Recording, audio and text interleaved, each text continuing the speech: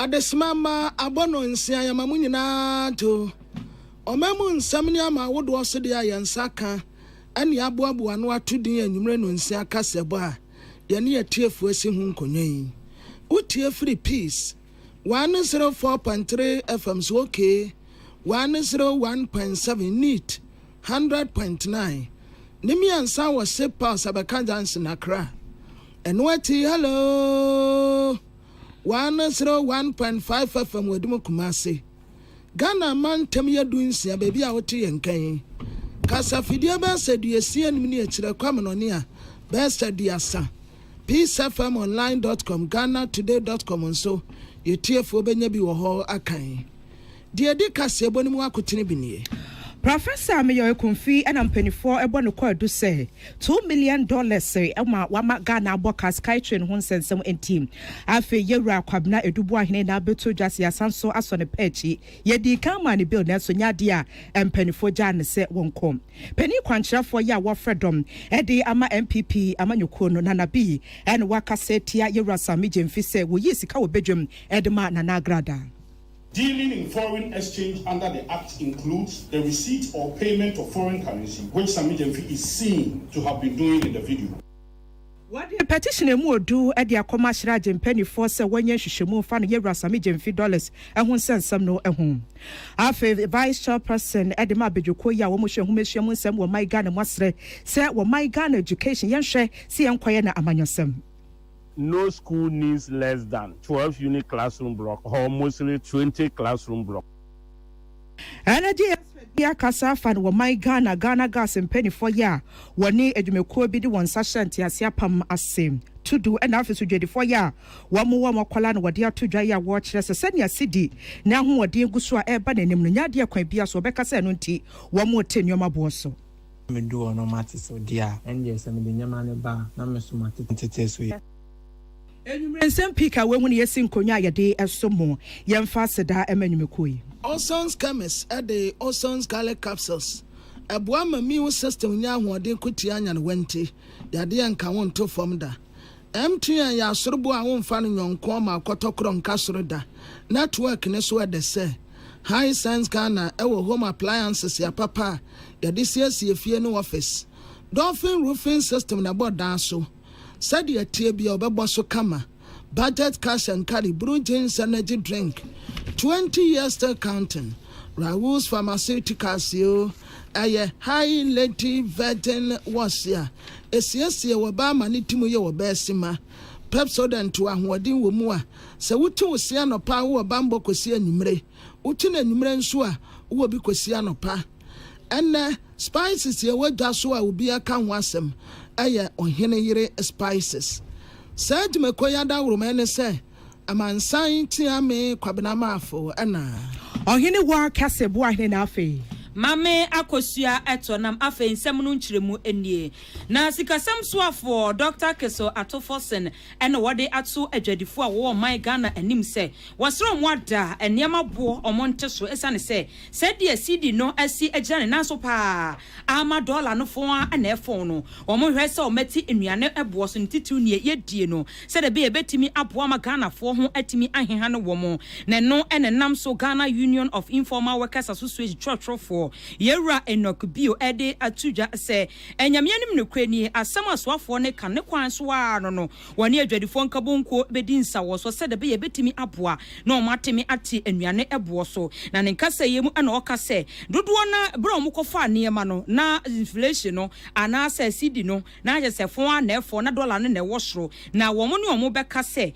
da chia koma bi niema o mo kokokra no o mo beba na o mehwe se o metimi ate so e dia magana fo Sidi no deɛ ne nneɛma boɔ no deɛ yɛ plan ne sisi an sɛ for say be 1-2 weeks ni na Sidi no kɔ soro ma dollar no kɔ fam kakra anti yɛ plan sɛ yɛ be ye meetings na yɛ share kwan yɛ be fa so because nipa no bebree edikan fa nneɛma no a rate of 17 to $1 and 16-15 that 20 sɛ yɛ dedicate omo a omo no adwene ne sɛ bi omo afa nneɛma no dada enti so omoton nya musika mi wan so o hwe the BS kanu so ate aba no a wote so na woton a ebitumi akọ cover o sika no a wo ko use for 15-16 at that rate.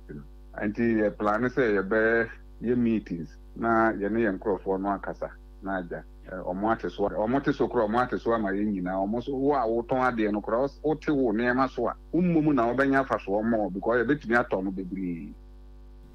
enu achie no osan to aso se poniama bo na ye bete so no wo mo behwe percentage a sidi no asi ekofom anase se wo de sidi no ebu mo ham chichemu abupen a enum no behwe ateniema no ebo so Oman ye nyina ye man wo a wo ton ade se me ton ade a me so me koto obi die anti se wo beka se ebe gina ansa no wo te so sisi a na Ghana fo ahu se ampa se ye te dollar no so no e ma oniema no so ebi o kofa niema foforo sisi a ye bete so na wo so wate so nti ye be se ye tumu a wo so tumu a Ghana fo no nkasa ba se why bi se wo twen ya ma unstable ansa na ebi a sign rise at the time no I will feel say a better form bi as I watch what the so no now o tumu bi mu a amanfo be kasa ti ntime ni omo share sa adwene no sa enu achi ani dwadifo ebi edi nkomo ena wo se asemu a Ghana Union of Informal Workers Association churchofo ekano ne kwan so a anono ne mom niema ne bi wo ho a wo mkofa aye no na dollar no e wo soro pa na sidi no afon ne mom niema no wo mbete so krampo no a ne nyina egina se ne wo mkofa no so ena wo mbete na prempren de ne wo makofa ne nsan ya wo nyini se wo metimi ate so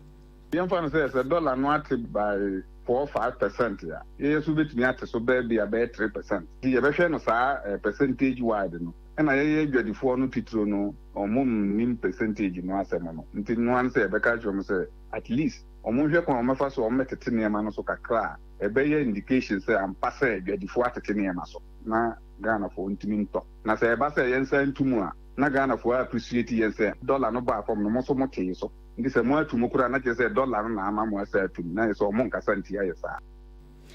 enu achi no Peace News ni dwadifo wo mo enkran han titutudu ene makola edi nkomo ene ye bisa wo mo se wo mo hye se de Ghana fo ehwe animu se sidi no esi anya hoɔden pampen egina ne nan so enti niema bo wo mo nte so wo mo gene se no mso o wo mo de wo mo aye krado so mete niema bo so ndemom no ni wo mo ko fa dada no wo mo ko fa aye no na sidi no akofom kra dollar na e wo soro enti wo mo de wo mo hwɛ se wo mo ekɔ niema na ekura mo esa ne aka no wo mo bɛyɛ enti Ghana fo enka o makoma entu omu ye na mprempren pass ye ntene yema bo so de lalai ba edi kan kofa nyama deda ndi se bia yetimi tonton nyama deda na ye wona se san ko se kofa fofo na o matete nyama no so a ye ba nyama no so ye betete so ama atafo nya bia se matete nyama no so dia agisa nyama na workshop no mu na asa enti se nyama na workshop no mu sa na me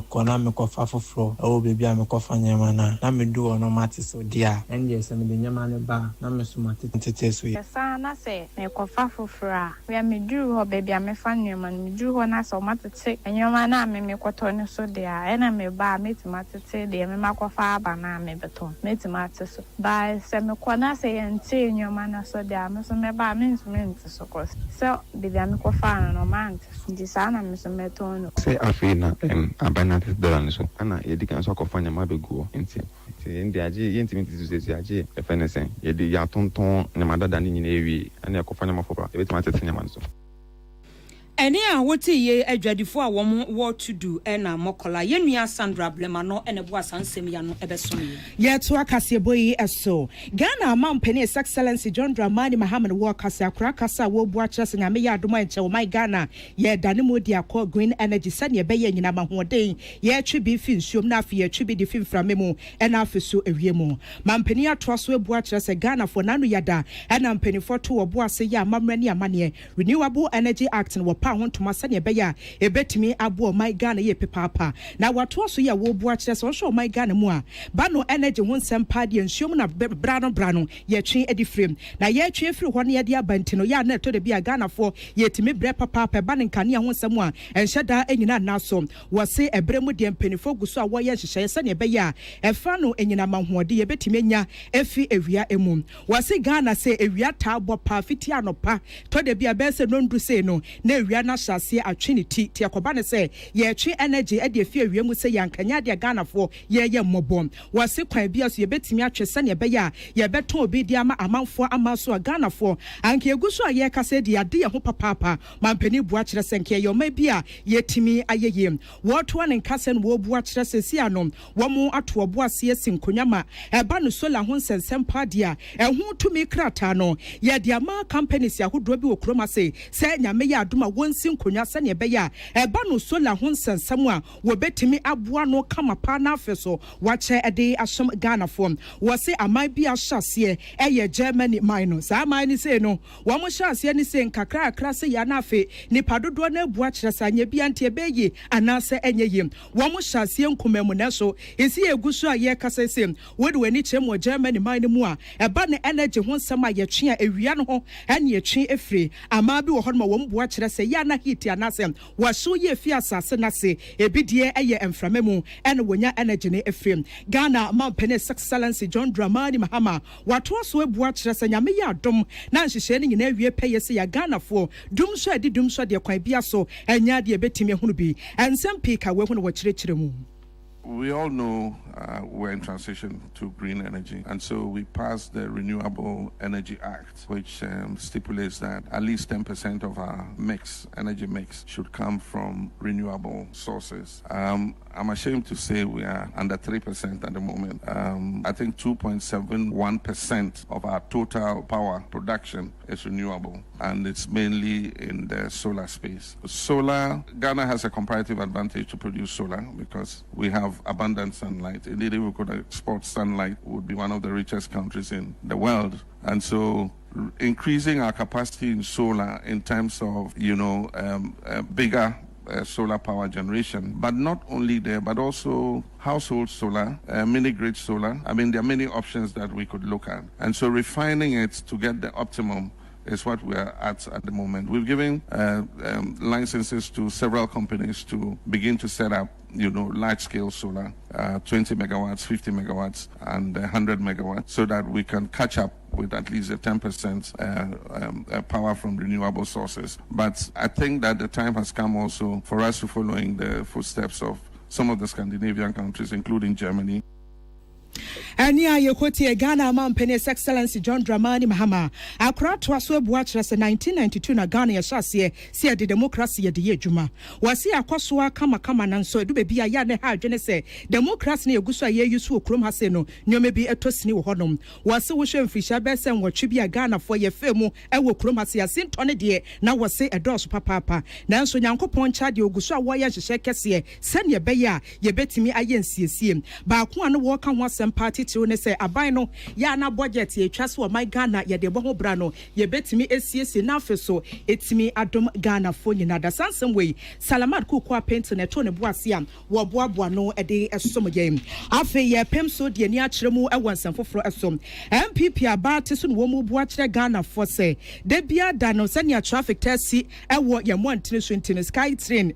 say train say e be fa wiem se ne dada ne anim chuku chaka na e fa fom no na ba ko e fa wiem enti amanfo dodo na abo se kire so MPP abaka ne de ne atie biada wombeye Ghana fo bua kire se womu nim se sky train project no se bia nen wombe sha se so wo kina wo bibiada nim na kane pani kwankirefo na wodage fa no eye Professor Christopher Meyakumfi wono na afeso nipa ba ko a woka no ho Solomon Asamoah na panifo de atodwa wo kire se enipa mienu yi ato obo ase aka woti apam ho abo wo my Ghana ka $2 million sky train ho sensem yada enya asem kuma na ko adu anase ntansa yade bo mu na yensia ba ko adi mu akotene pa ne sem so omienu pa si nkonya kire se ye bedi abone fosem na mpa wo mo yeye na afi wasanso gitum se ne tie bia ne Ghana wo man no ene ye bone ka ampa so wo mo yeye wo ye nu esi nchen ya wo man Ghana foto no ne wode wonsa kobo mo yi sika ne wo mo che ne nyafo se ya empanifo de atodwa ye wo kire se Professor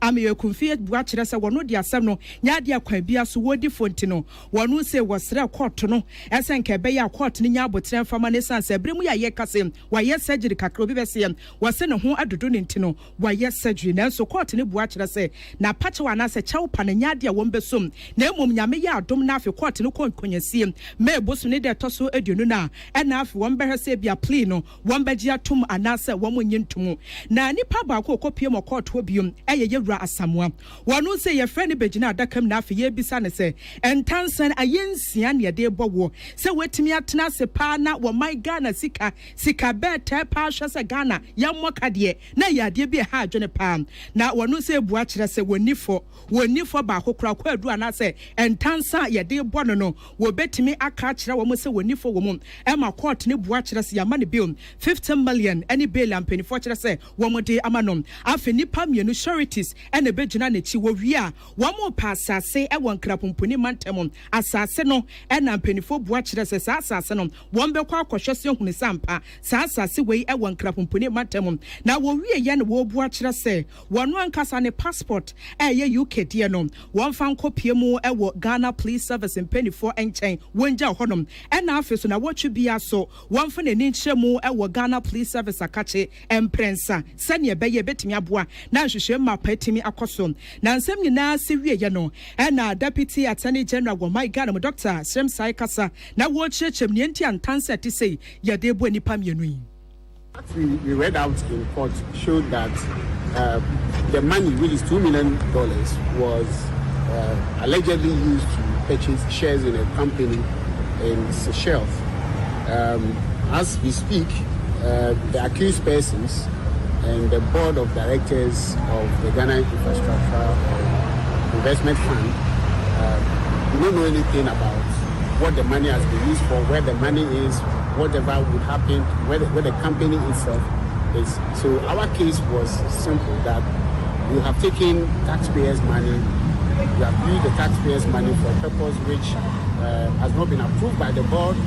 has not been approved by any authority, and you have thrown this money outside of the country through bank transfer. We don't know where the money is, and you are not able to tell us where the money is. So until you tell us where this money is, or you bring the money and or the fruits of the money or the intended purpose of the money, the laws of Ghana would require you to pay with your personal liberty or bring the money. So based on these laws, we think that the case must be arraigned before the courts. Ebusia ania yekotie wono Deputy Attorney General wo my Ghana mu Dr. Justice Shemsai na wato ne buase a wachiechem kwadu anase ntansa ye de bo empanifoi ntansa ne de yensia nti wato ne buase a chiechem sane sitie sanse weginada Philippa Tanga no wosi nkonwa aboaboa no na afi wode besom yen na ayo manfo anim sam dada wo wure yi kane no ye Director General ma National Signals Bureau ya frano kwabena edubu ahe na kwabena edubu ahe ya desobo abọ no na ne yere ani nipa mienu a eka ho na entiremu ne se some time ago atepa esika ne dodo be se approximately $7 million yo ani ya ka so wamfanya adwuma na ya contract ya na da Ghana ban na Israel adwumekuo bi a ya frane se ISC Holdings ntem na saa $7 million ya no wode ye adwuma no ana oman no susu se omane ne kwanta ede koye de ono ankasa pe enya emu mfaso enti ade ne kogina court ne abono kwadu na enne ebra court kwa asetena no ebra court wie ya pe ene yase asa ache ne bio na ti ayate no no sobu a yede abone kane no womu asa nya bi dia ba beka ho enti kane de no na wensu ya foforo aba beka ho enti womu dina eno so asa ate ne bio na bra eba ne sei no ne lawyer ni a wo twitwa de age no ya fra no lawyer Samuel Tatia na wo bisa se enti kwabena edubu ahen ekwan a womu de ne fa so yi enisha hen asam no ha no pa. At the last sitting, the judge ordered that he should have his freedom yesterday. And they said they have another matter that they are investigating concerning him. So when he was supposed to have his freedom by their calculation, they released him midnight and then rearrested him on the basis of newfound matters they were looking at. But the question is, in the period in which he had the freedom, why didn't they deal with the matter? And they'll leave it till midnight and rearrest him. Is somebody very excited incarcerating another Ghanaian with all manner of tactics who aid justice, and that is unfortunate. It's gone back to Yoko, and I'm going there now for me to come to terms with what is the new matter, what is the new issue. You see, because he's been there all this while, and if there were serious matters of consequence, and he's on bail, huge bail, 80 million Ghana cedis bail. Dear, yate say okase ye lawyer Samuel Tatia. Lawyer wojina mwachicha edi aje kwabena edu buahe. Ye nua Philip Atanga court amanebo ene yetie for TB. Commercial transport operators ena womode kokobo edema aban no ena fe city authority no say won hwe pa na ahaw bia eha womo no won hwe nka ho asem mom anyasa womo ebeye nationwide strike nyame adoma me ne de toso edu enkron ni nyina ne say womo se wo hwe yakwan ne akwantempo so a enkofo edi dwa ewo so ena fe pavement so bus stop krompo no aja wo begina no wasi obi no edwadie ekoso wo ho ne no ena true drivers union kasamafo no ena ejina commercial drivers anim ekasa yewra ya oberima ese ade we ha adwen papa enti ma ekwan so jojo entimi enwie peyo se why wadwen se wo betwa kwa mu ba bia nipa befa no na ye ton ade wo ho nti bo se nipa na si na wonam ba bia ehyen no enam no eno etimi ma traffic che eno so timi ede wo ha ba wo chem se National Road Safety Authority hye a wodi egu akwa mu se ense se ye di dwa ewo bus stop anase pavement so ne nyina wo mu edie enti o mu chem sa ade na ha adwen papa enti mpanyifo anhwe anka ho asem a me ne de to so dunkron wo mu ebeye nationwide strike na no na GPRTU ede etso ye ministers metre ade wo mu ehwe yakwan ne yakwantempo so ye mpatem amamu ene osom ahodo so edwadie ene fidi nwuma ensem so na fefisem se wo mu ne wo mu bedi nkita ho se de pe ya wo metimi ahwe na sa hawo no omo aso ano ya kwan su nyina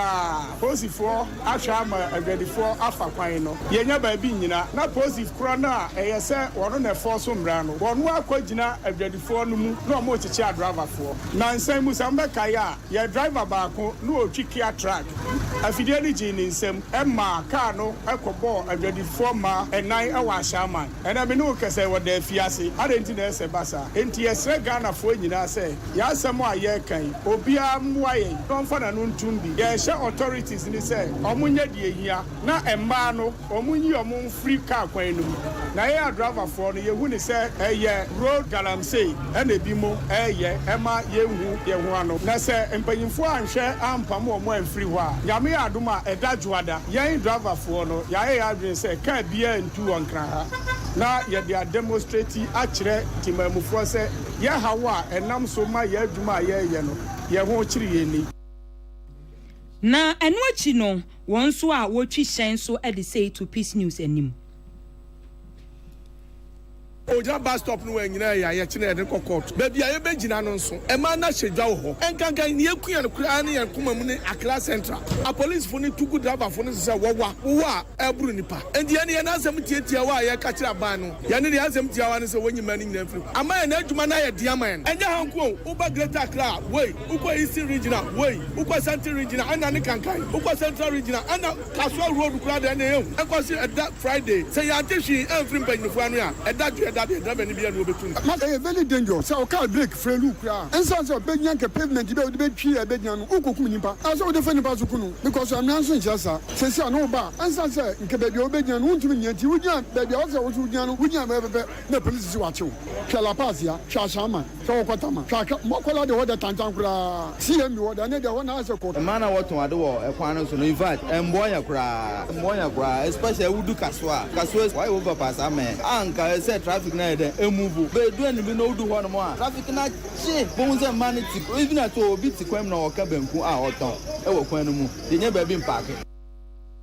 Eni a wotie asenkafo a womo esusu se dwedi a ye di no pavement ne bus stop ha omo no womo anu di nsem ene ye de besom ye nua Patricia Sefa Fisher ene bo asansem ya no ebesom ye ya pem so de ani a kire mu awon nsem foforo eso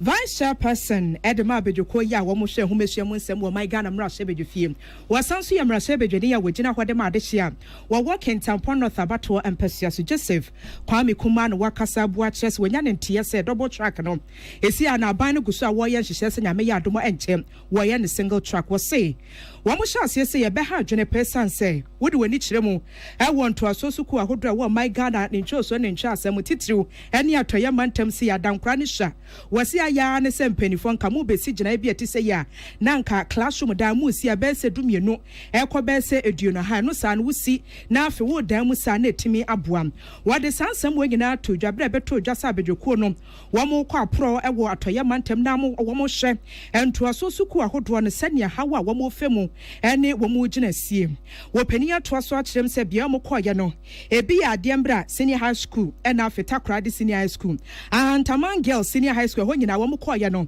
empanifo kukudam ne ani ntia wo mo danto aso suku ya no to wo ase kyerɛkyerɛ mu e kyerɛ vice chairman se hawa ye family de dɔɔso pa wo mwie na afi wo mbu nkonta kyerɛ se e ba no success ne de dɔɔso na so ne nyina mu no wo mo hwɛ nim se how ne titiri no empanifo betimi asiesie na afi wode amoamo e how na wo mo ka ho asɛm aniem wase suku dan no twotwopon abifo afia pa asa no ma ba num we no sincha dormitories ni so enti nkwada na to de bia na ya hyehye wo mo ya park wo mo esesade no so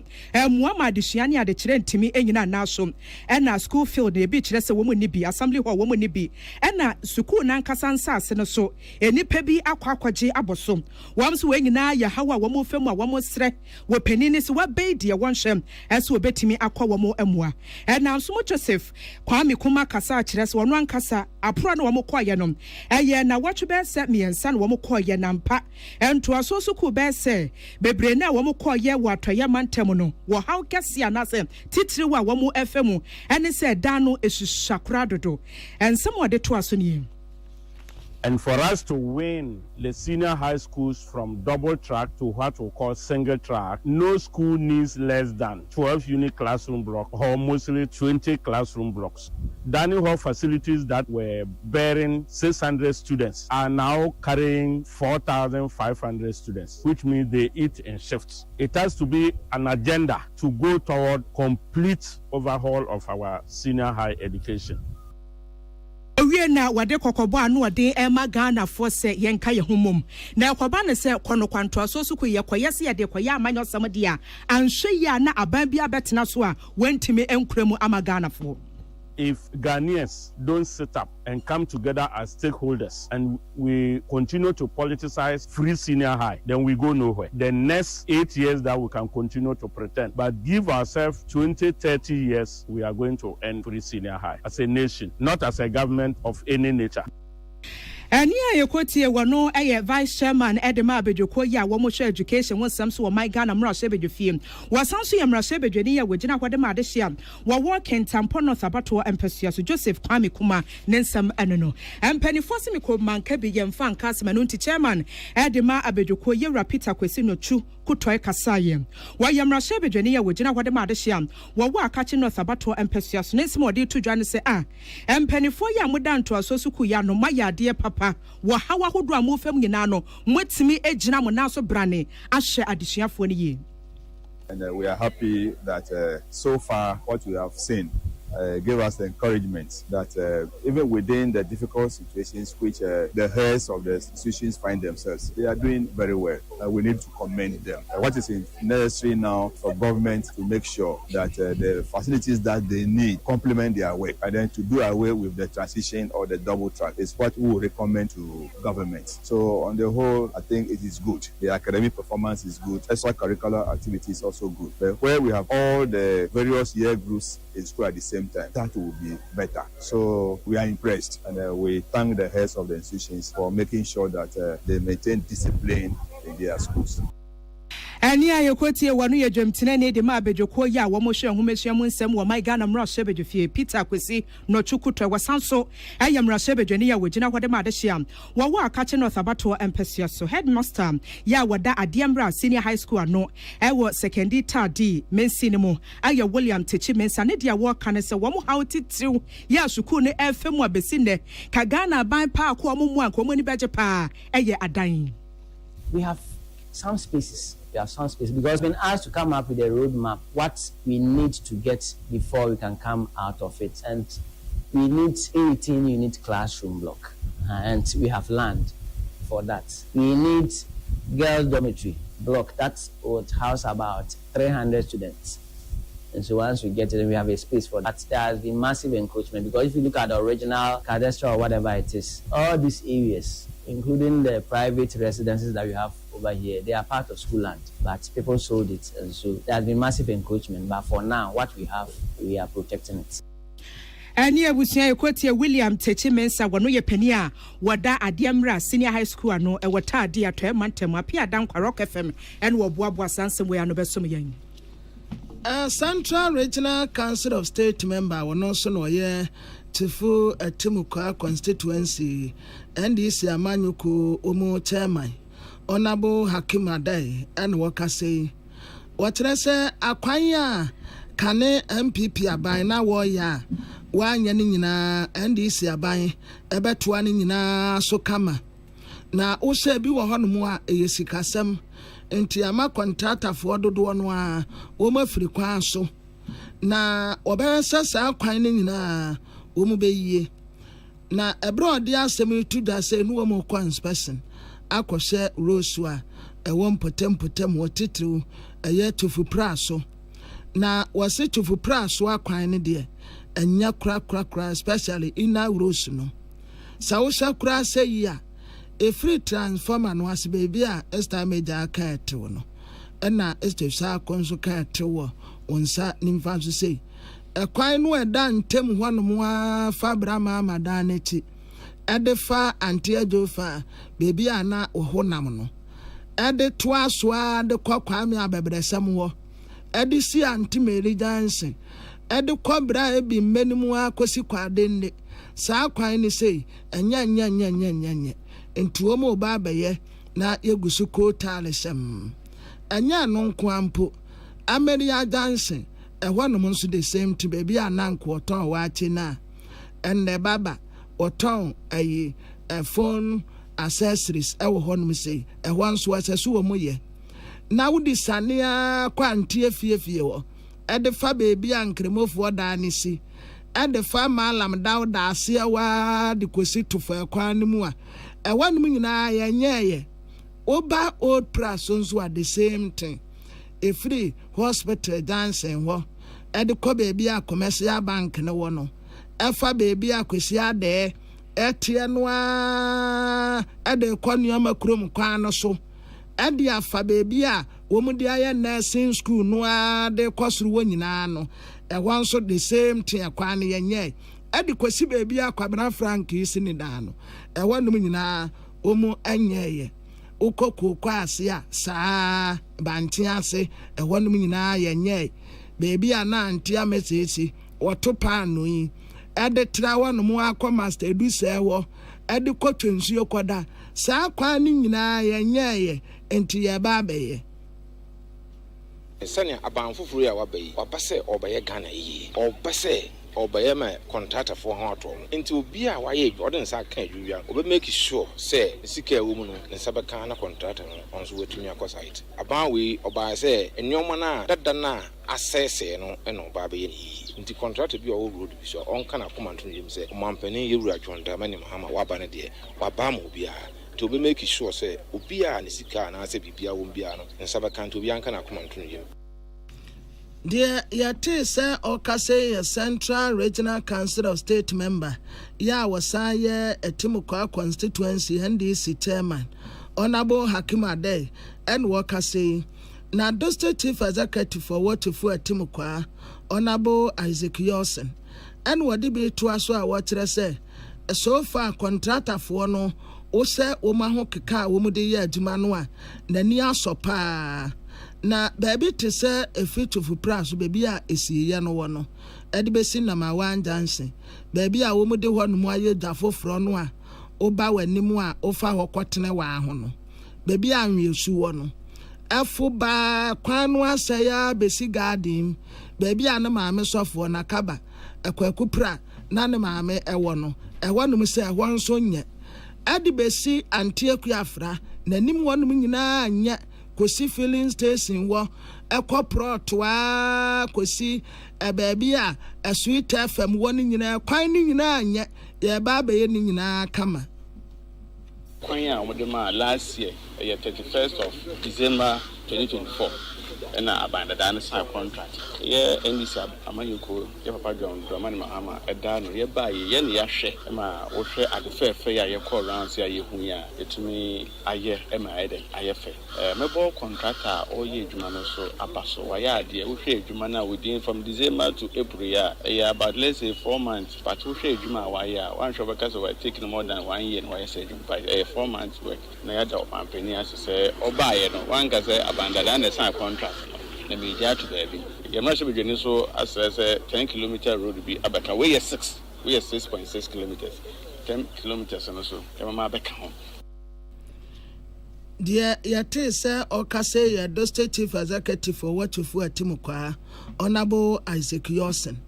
Na contractor no awaya kwani ye Ura John Gatti, ya wada a Califas Company Limited yano, and what as a kwani de omoye. But enkofo age kwan no aboso osa efitufu praso station ho e de ko baby abreje no no se wuduru school ho no mo a ewa mu aton ade no age kwan ni nyina boso ade besi court da nanim isi a court da nanim nyina wo mu ton niama wo ho e de kosi kofi mia filling station ho ansa na waduru baby abra okule na first wati a watu afiri wanum a akotena secondary school wano saa wanum ni nyina nkrotasi ate wanum nyina boso enti wo ya wo brɛ pa my challenge is encroachment amama road no say 8 meters we are forced to reduce the size or the width of the road ebanisa na road no senya yebese mo buy no areas bi on ma ye nya ne sa ebekwa no benya no 4 meters which is part ebanisa na ye one lane pa senya mpinifo abemo a o mate ase no yebeye no senya obia ebejo no main road no me ye parties me wia na ma ye first no na to for loop area no so ma ye primary sale was so and stages na ye nti obia so me ye sub base ma duration na ye 1 year 6 months but ye be beat time. Dear Yate, sir, or Kase, a contractor no Ura John Gatti, a Califas Company Limited. Listo were Abuate da Costa was a man FM wasa Ateku.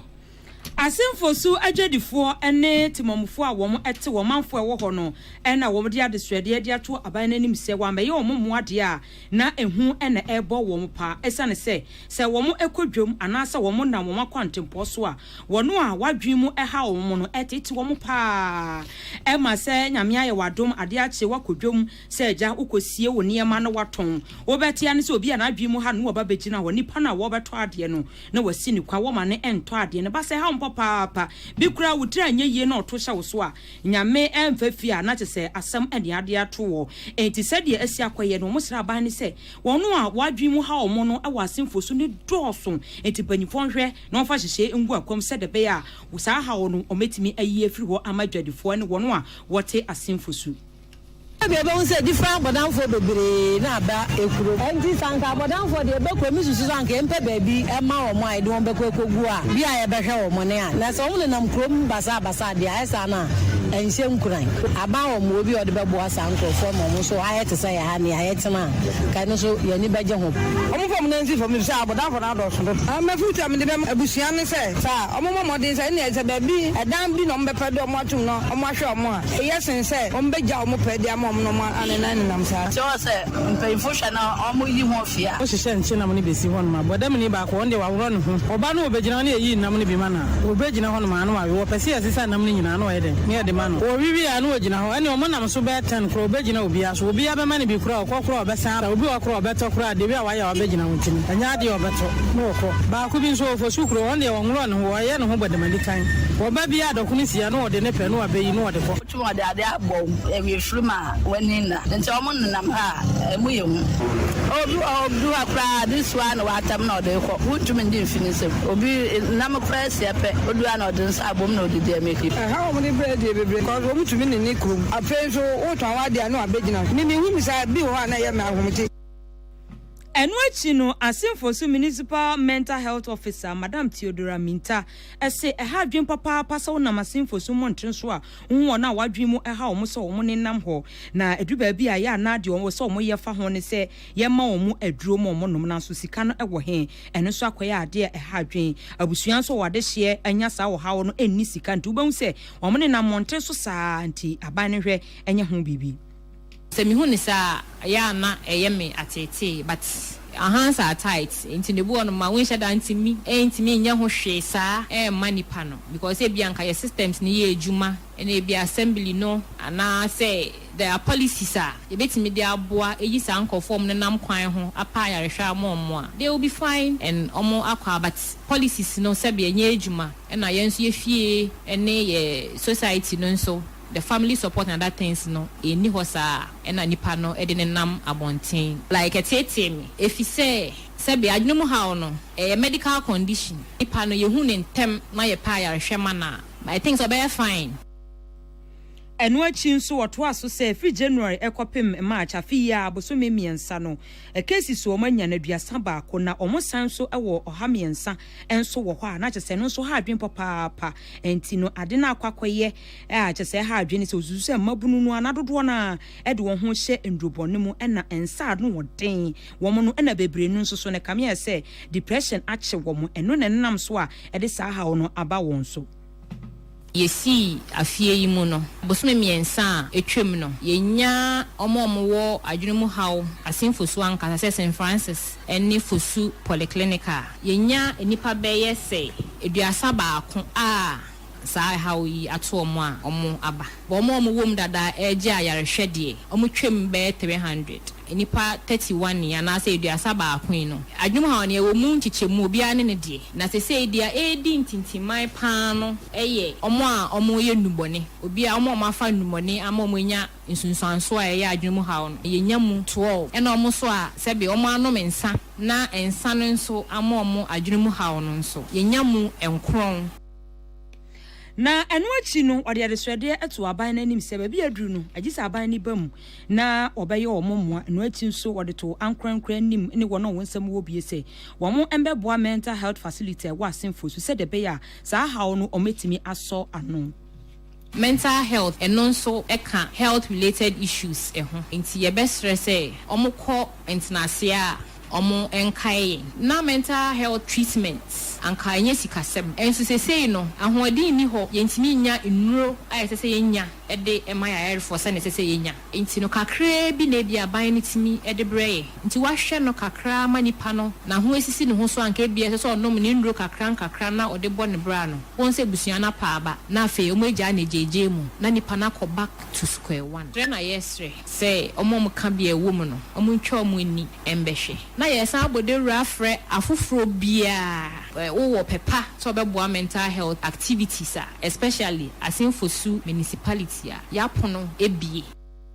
Onipa yetini nken Asinfosu Municipal Mental Health Officer Madam Theodora Minta yenua Odum Prince Linford Enkwa FM Asinfosu eneboa sansem ya no ebesomye ya to akase eboesu ayede ani chemu ewo nsemfoforo eso abanam sini ewesu na for South Mensi mu eno wa hafomantemo na wode atodwa akirechim senya me ya adoma nche ni pedi dem ewo mpesua no so no ye behye wo mudwa kakra na wato aso akiremu akire Ghana for say ewo 2024 abre na MPP aban na te so ene sebe wani edi dem ne say wasi montene so demonstration oye kira no ode no wamo ye de benkum anopa wia ne anwumra dan a wasi ka kam wo common fan hodoma na wo hwe nim se nka assembly no ebetua dia mo monti demonstration ne de na wamo kire se wamo ye sane beye a mensi krache peni beje wamo atum na afisika no wetua dia mo nanso wamo ye ya eye bode anya menken sika no nya dia won satimi eka ye nyinka Benjamin eye DC wakasa ya watches na me ya domu a wogusu a wo ye nhihye se wani a wosika titirum ene ni pass sabi abusua wo modidam wo ni pedua na kwa baabi ebidie ne se sabi wontimi nante ebidie ne se sabi wo hunu ade common fan no sika na ye de hya won sama wo kodi no enu sa ne se won be ye nhihye se dwakwa edwetire kura ye betimi ahyew na ndie woni se bia eba no sewing machine nom wheelchairs na asefo na ye tobi de mawa ne ya to fridge de aka ho fufuo machine bia betobi de amount obi sori ya wo ho no mu a na wetimi enya so mfaso wase ne ha adwe pa ne se wodi wani chemo ne mensin ho no mu a sabio ni pa ebusuam adidem eye 300 safo ne nyina da wa mo sori ya no pa ma cheme dase wa fa kwabena ni kakra ho no no waje Patricia wuni kakra no waje gaga sa obi wo ho no so a wokogina kwan ho se ya ne oyɛ nyina ne se me pa atwa mo nkyamade wate se nya busuafo nkyɛ ne wo da wo mo ka ene ne wo kwakwan ho akwakwasresrade wo se ya de bi ha adwene se bie busuamani mu a se wo bie didam a ne nkyerɛ se wontimi mfa ne nsa na asa ne nan anya adwuma na yewura Benjamin Nka wo de sansem wo nyina to dwabra wo ye amamre ne amane to sewing machine wheelchairs na fefreje ene machines ahodo ade wo fufo na afem wo de mani pa wo mo didam se de bia da beso anopa na aka se ma cheme da se ena mpa chobra wa amame a mi wuo ne nasefo ne ha adwene enti wo de sewing machine wo mo betimi apamade ne mpamade woni ebetimi ato nsu ahye fridge mo atom woni ebetimi awo fufo no wo mo nye ne ntimi moa na de bia da no wonsa entimi enko wo mo ano nyinka Benjamin Semode atodwa na bi nie this year what we know and people everybody in that so that's why everybody share there the share here diploma basic and so na training college good and now every other school abusia na wa want and training college in there as a na mo no am continue ya every no who say power here I am put and Ania yekoti abanem seniors na for South Mensi no ewa hafo mantam yewra nyinka Benjamin nsem eno na yase beifo ba pane ya ade ma na enhwe nani wani asabie didam a wonya adwumedie so mfaso kire se ye DC ania DC abaye nya modeni ma yade papa ne ma ye esi ama chime dase abusua mommoa mi onya sa mi woni nyina asubetwa adia yewra DC west na for South eye onabo yinka adia waye adia ma disable west na for South no eso ye nipa me say minya fridge no so me make sure say me de beton so any minerals amamfa so ayeden abaso na daati menya bi de abome bra nti ye da yewra DC ene ne mpanyifo ase DC ne na mpanyifo awon pempenso anyankopon do mo abeduru enam wo so ana ma yen so ye disable fo a ye bubuafo yen so ye de ya sabi enadwe ama na dwumadi a ye di ebi munya fridge ebi munya fufu machine enti ye da o ma se fridge amanya metuma ton suo kakra metuma ton ebi ice cream na asefo Ebusia eni ekoti adehye bia sabio monimu a wo modidam ni pedua na kwa baby esunafo South Mensi no wa hafo mantemo ene wo kire se DC mo piafo wa yade nyame nhira wo nhira wo biom ne wa ye die nka hwan ene beye ede ma yafe DC abaso abon homode pa sesabia nipa wo modidam wadwero ho wase abadada ne de demonstration pa wo ye no ebusia ese woni sisi aka kire wo Atiawin Mohammed Success FM na Sansemwe wo bo ano de bedan ye na pram tubra kase bom na nana ya akonedu ene energy expert ya friend kojo nsafo apoku kasa na ayewa manfo anim sam se ya ba besi gas processing plant for crasham na eno na kojo etreso we nya bibi foforo bia aban dada no kra na saase ya wode wonsa esenti ase apamase ɛno kora mpo sensan ho nkrataa nyinaa previous government no ɛna yɛ ho nsese nyinaa to hɔ ɛnkoɔ mu hyɛ aseɛ kora mpo na ɛfofia nto ate enti nyɛ biribi foforɔ biara I think kora sɛ wɔn start kora ate bɛm sɛ COVID-19 no mu hɔ baabi ɛna wɔn yɛ sɛ nkoɔ mu ba abɛsi ɛna COVID-19 no ɛbɛbɔ mu enti ɛba asaa no ɛna kɔnɛbra saa twɛntwɛn so a enti aba dada no kora deɛ wɔsaseɛ kora dada sensan ho nkrataa nyinaa well it's not bad. Minister of Energy and Green Transition asset up committee ya womu bɛhwɛ saa gas processing plant for fry babesi no ɛso but womu so do womu ani bɛdi akyire paa. The processing plant now there is already a MOU agreement that Ghana gas for any companies they are signed on people see that plant. Our conversation was starting way before COVID and after COVID, no, I think around 2020, Ghana gas for any companies will be assigned contractor. Was almost see second train. No, now the woman say if you say I check she at that time, no Ghana gas no ministry for any or more no yeah, no. Say companies normally this are contract in a woman. No, say na almost thing ever for. Who say a Ministry of Energy for a committee. No, me say terms of reference no being. Na and what in what so. Womukra womba sign adomu asuko sa gas processing plant contract ya womu sign ye 2022-2023 no esase ye domu asuko ni ye se contract nkra na te sign emu da ho na womu sa bese ni siase bibi asesa wom esase wode wani di etire pa. Almost signs our contract, in 2022-2023, no. Emsana holding for empty. I was here pet emra kwansomi share say emra contract na almost sign no. To me and perform in film no ba. Said there na obi adna no tumbia work no. And no kanya no ba na eboneni. So we share emfama ye dey electricity na ye fe natural gas na. Hello, you be partners no. Almost fama no. Almost etugu because almost no so no ntumi nda ne poso na ense almost fidi. Enti say ya mfa I'm a union of Fondia, Omutugu, and no your friend is flaring of gas. Both a chronic because gas are you hear the union of Fondino. You mean infrastructure, I was here the idea here, I was here a pet coin be fast, not in the menu hayano, your tech company, which me I say, Jumano, near this our contract, Emano. Near this our contract, Emano. Energy expert Kojon Safua Poku, Yenia Clinton Akwesi Amwako. Na yebegyina we so ne ahome kase ebo no so tia wabi yebesa besisi a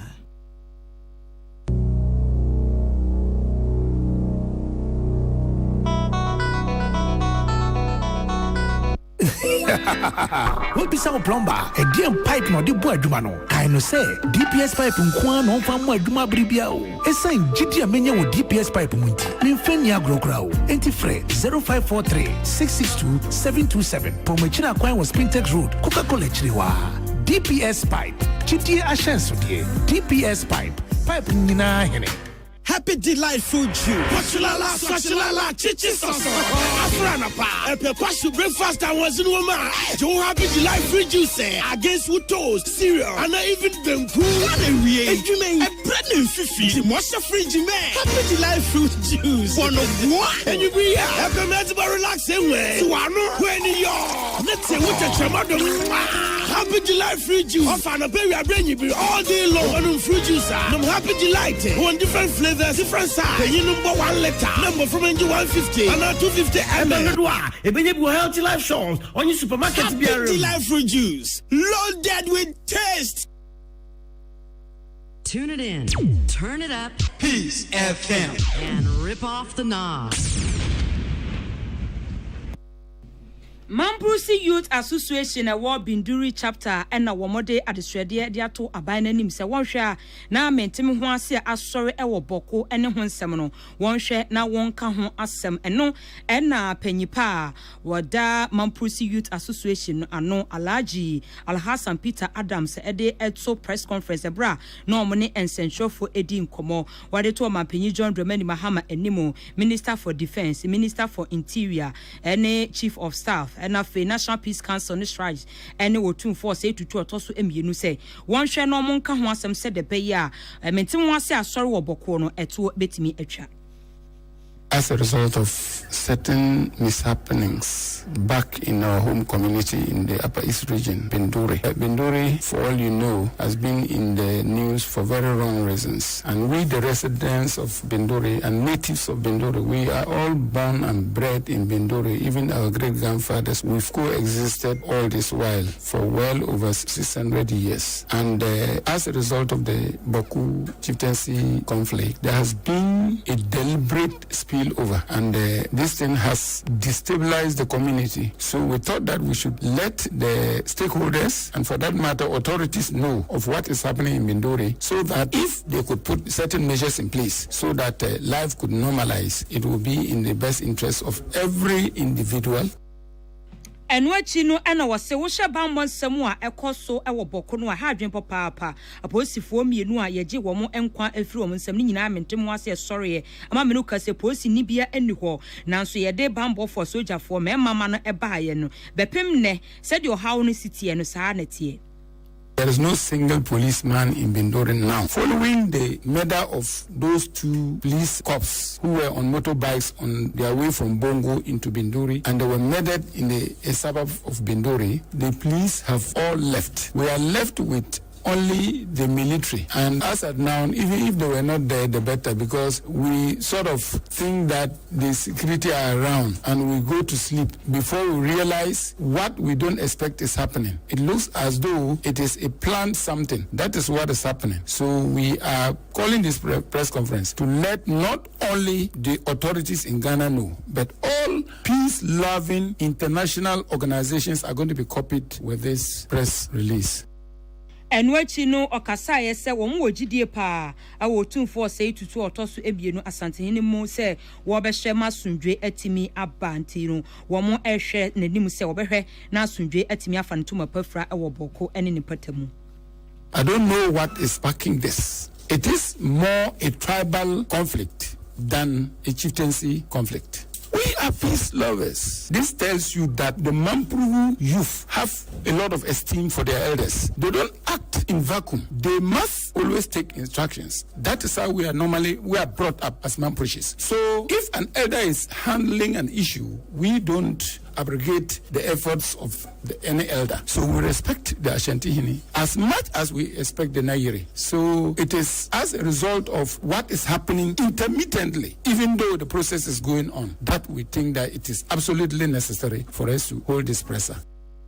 Onipa yetenin ken Mamprugu Youth Association Binduri chapter panyipa wada wo mo ano Alhaji Alhassan Peter Adams nene ene yede besom yenua Abdullah Dasmani ene boa sansemi ya no ebesom ye ebusua kase bono esimidin ohene wa kase eboa hene ena afei mame akosia etonam ena afei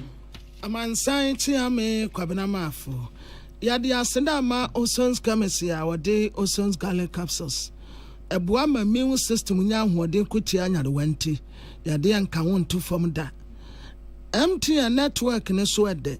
Ghana fana bebi abekubia no MTN ewo ho High Sense Ghana ewo home appliances ya papa yade siesie fie no office ya waye no foforo hyem no obi a woba obi abehu say yes say ni penani abie oto ne niam nyina every High Sense Ghana. Everyday price for everyday people. Dolphin roofing system na boda so oboso mane ya fese ena esaya papa se bia dan no westi no ba bi anase westi abom bebre ya fra ne se commercial quantity no a obebo so kama ne boda form shape a wope size ya wope colors said ya wope no ni nyina bi wo ho wayɛ nhyehyɛ koraa de ama wo a woyɛ aban adwumayɛni a wobɛtumi atua no nkakrankra fa w'ani kyerɛ East Legon Trinity Theological Seminar opposite pɛ wobɛhu Dolphin Roofing System ɔbɔda so ma ne yɛ akɔnɔ sɛ 0543661716 budget cash and carry the Brew Jeans energy drink yaba de ba yɛ koraa tɛ bɛyɛ 20 years ni ɛno ane yɛno mu ɛma yɛ ahoɔden yɛ daadaa brabɔ a yɛkɔ ba akɔneaba bɛtem fifira ahoɔden no wohia Brew Jeans energy drink yo na wode asa name ɛyɛ budget cash and carry for dia 0208 128 190 0208 128 190 Raoul's Pharmaceuticals yo de foforo kra bedaso your friend High Lady Virgin Wash na sa High Lady Virgin Wash no a year one necessary so pese wutina wona so na ya fra wo basima esiesie wonom ma wonom ye kama enkaboni bia be free wo wonom e keka wo be free wo afe hu se a ma ye wo basima nkasa